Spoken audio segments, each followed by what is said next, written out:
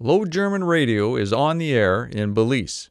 After considerable planning and a lot of work, the Region 6 churches have started this long-awaited ministry on Destiny 105.1, broadcasting from Shipyard, Belize. Henry Redekopp, pastor of the Gospel Fellowship Chapel in Shipyard, is the man behind the mic and provided this report after the first few days on the air. We invite your prayers of support.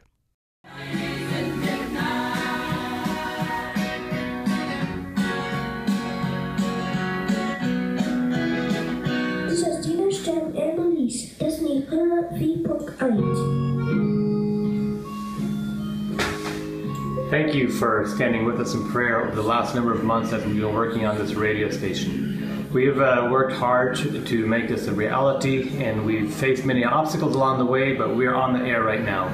We've been on the air since Tuesday morning. We have 43 hours a week that we've contracted with the radio station, and we're doing our 43 hours a week, we're doing it in German and in Plattdeutsch, predominantly Plattdeutsch. That's our focus, that's the target audience that we're trying to reach.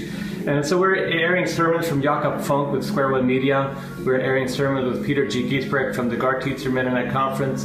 We're also beginning this weekend with some sermons from our local congregation over here. And so we're trying to implement teaching for adults. We have the Akran program for the youth that we have that's from Square One Media as well.